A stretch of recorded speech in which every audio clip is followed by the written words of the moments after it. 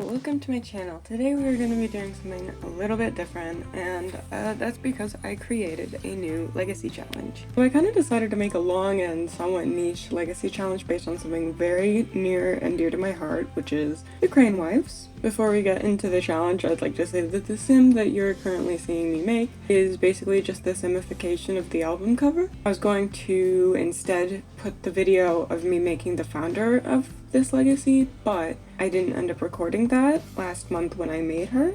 You'll be meeting her in my current household series. I'm not going to be playing it on my channel like I play my other two series, but I will be posting some current household updates, so those will be coming soon. But let's talk a little bit about the Crane Wives. So the band released their first album 14 years ago and has released their long-awaited fifth album in 2024. They are a alt-folk band made up of 4 members whose music is about many things, including songs telling stories, statements, life lessons, myths, folklore, and themes of religious trauma and being queer. And after spending countless hours analyzing lyrics and melodies, I can only say I appreciate the band all the more. So this is the first part in the ultimate Crane Wives legacy, which will have a generation for every song on their discography. In this part, I made a challenge based on their debut album, Safe Ship Harbored. The album is their most acoustic folk, definitely not everybody's thing, but it's definitely mine. Challenge is made up of 6 different challenges, 72 generations. There is a part for each album, as well as a part that is a collection of all of the singles that they released between their 4th and 5th album. And I know 72 generations is an insane amount of generations, but I kind of just mostly made this for myself. Anybody who loves the Crane Wives so much, and you don't have to do all 72 generations. If you do find this interesting, you can just do one of the albums or whatever you want. Every single one of their songs creates a pretty powerful narrative, so you really don't have to know the Crane Wives to play this challenge or parts of it. The challenge may be good if you enjoy storytelling based on deep emotions, familial connection, and cottagecore or folk vibes. I think that there are some pretty unique generations in here, so I really hope that you enjoy them. Generations are mostly focused on stories, but have some skill, aspiration, and miscellaneous challenges to add on to the fun of the generation. Although this is just for fun, so there's really no shame in removing a few rules from the challenge for any reason. I just don't care that much, and this is just for the people who want to play it the way they want to play it.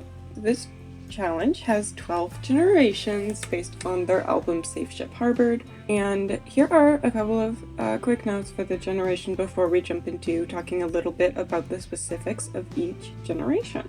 So some generations will bring topics such as queer identity and religious trauma, especially related to being a woman in the church. So while a good majority of the generations doesn't really matter what the year's identity is, I would say specific songs are meant to have feminine or queer airs. It will be suggested in the rules as well as the lyrics of those generations. Each generation has a couple of gameplay rules and a couple of story rules, as well as a color palette that are all based around the track or the vibes I get from it. Some are easier than others and some have stronger stories than others. Hopefully it'll give some good variety in your game. Normal lifespan is recommended, but whatever is fine, really. So yes, as I said, I am currently playing this challenge. I'll be posting a current household soon, and I've been having a lot of fun. Without further ado, let's talk a little bit about each generation. I'm going to be putting the whole thing on my screen, but I'm not going to read the whole thing to you for every generation because there is a pretty lengthy blurb and set of rules for each generation that you can explore on your own later if this is of any interest to you, but right now I'm going to be going over the basics. I had to fight the urge not to read off all of the lyrics that I chose to put in highlighted main lyrics of the generation, because that would take too long, but I really want to because I really like the lyrics, so definitely take a look at the lyrics if you're interested in that. So generation 1 is called Can't Have It All. The colors are blue and green. They have the baking and fabrication skills. They work as an environmental activist. And the second generation is about recovering from a relationship that you'd given your whole life to and moving on from the wreck that they left you.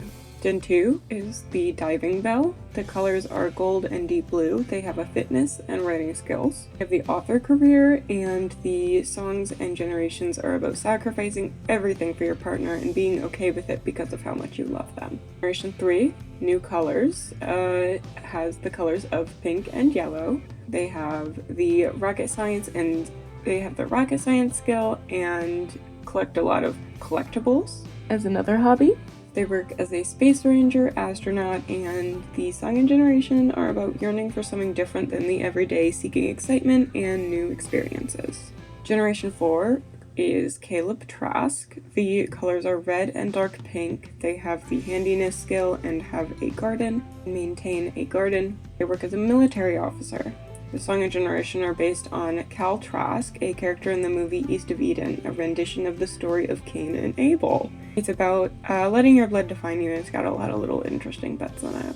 Generation 5 is Counting Sheep. The colors are silver and red. They're research and debate and parenting skills. They work as a politician after leaving a passionless career, and the song and generation are about living in a world that is terrible, but no one around you acknowledges it, and you're kind of awakened to the atrocities of the world when nobody else is. Generation 6 is Hole in the Silver Lining. The colors are teal and silver. They have the photography and knitting skills. They work as a style influencer, and the song and generation are about extreme pessimism and what it does to a person. Generation 7 is Safe Ship Harbor, the title track. The colors are orange and teal. They have the guitar and an assortment of other skills. Because I'm a marine biologist, and the song and generation are about living life as an adventurer until something happens to you that stops you from being able to explore anymore. Generation 8 is Naked the Night Falls. The colors are indigo and orange. They have the romance and horse riding skills. They work as a matchmaker, and the song and generation are about being in love in a natural world and sharing the demons of your lover.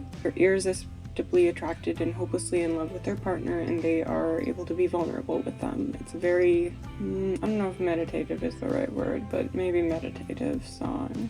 Generation 9 is Ancient History. The colors are brown and indigo. They have the archaeology and gemology skills, and they work as a scientist. Song and generation are about trying and failing to escape trauma of the past, which follows you in everything that you do. Generation 10, October, is my favorite song on the album, and the colors are peach and brown. They have the flower arranging and nectar making skills.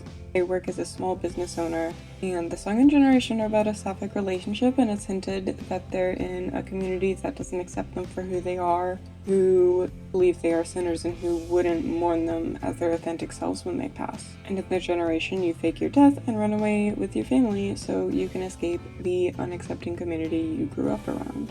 A bit of vulnerability. This generation was not inspired, but unfortunately taken a bit from my real life.